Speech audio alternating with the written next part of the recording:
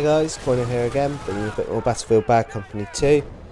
Before I start talking about this video, can I firstly apologise for my voice. I've got a very nasty case of man flu at the moment and I'm struggling a little bit, but obviously with my immense commitment to you guys and putting good content out for you guys, I still thought I'd soldier on like a brave little trooper that I am and do a commentary for you.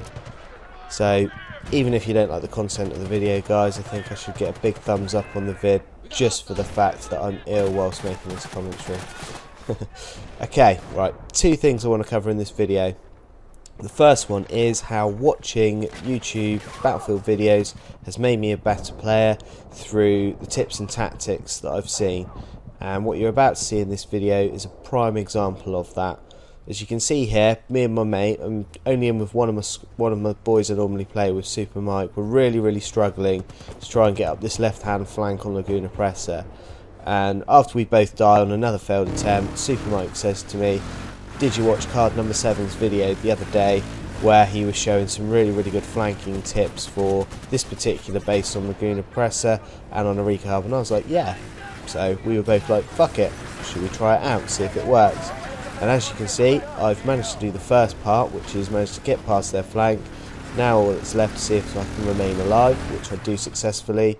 Super Mike actually jumped off the quad bike because we had people shooting at us to try and act as a bit of distraction so I could get round. So I'm just going to try and find a safe point at the back of the base now where he can get a spawn in on me. So just do a little bit of camping, do my best club scout impression here, pitch my tent out, wait for Super Mike to get the spawn, and then we can see what we can do about trying to get A. As I said, the team we're playing against here were of quite a good standard. We had lots of good matches against them. The guys that me and Mike were playing with were also fairly good. So this was a pretty good game. Well, we had some pretty good games on this night, all really competitive. We won some, we also lost some, but there was none of this dirty C4 tactics going on. They're all honest, good honest work, where people were trying to charge up, work as a team and get the MCOMs armed. Right, so we've made it up to where A is. I'm getting shot at. I can't believe I missed a guy camping in the bush there. He eventually gets me with a hand grenade. So I've now called out to Super Mike, as there's only 2 of us in our squad. We want to try and keep this advantage of being at the back of their base. So I've just told him to go try and find a spot to hide out until I can get a spawn in on him. So that's what he's doing at the moment. Right, I've got my spawn in on him now. So I'm going to try and use my smokes, try and get in. But he's just actually called to me. There's a couple of guys trying to flank at us from behind. So we're going to try and take those out first, because the tactic we're going to try and use now is use Mike as a spawn point and use me as kind of the suicide guy who's going to try and get the arm. So taking the guy out who's trying to flank us, now we're going to make a charge in. I get taken out, call it out to Mike. Mike takes him down. He checks a little bit around the area first. And I think he pops up, and there you go, gets me revived. And now I'm going to make my dash in to try and get the arm. We're running out of tickets. I think we've got 20 left, so it's quite key that on one of these attempts we get it. I can't believe that guy didn't kill me. Really can't believe it. Okay, so now we've got the arm set. I'm going to try and camp it up down here. Mike's going to keep his position up at the back of their base, try and stay alive. If he dies, he's going to call out anyone that's going to be coming down to try and get the disarm. I think a couple of guys make an attempt to get one quite nice kill here. It's been going quite a long time now. I think a couple of guys on our team have managed to push up and help me protect it. There you go, destroyed. So a big thanks to cards number 7, because I think without his tip from the video I watched the other day, I don't think we would have been able to get this base. The other team were really well dug in.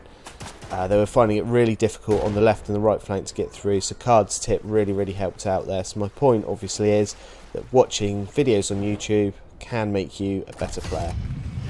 Okay, the second thing I want to cover is, and this is from the same match, because me and Mike were only playing in a 2-man squad, we were playing against a really good team. They were down to 1 objective on this particular base, and they were dug in deep. They were dug in really deep on the MCOM. So what Mike suggested we do is a tactic we sometimes use, and we'll use it if there's only a couple of us in a game and we're playing against a decent team, is to just try to be as big of an arsehole as possible.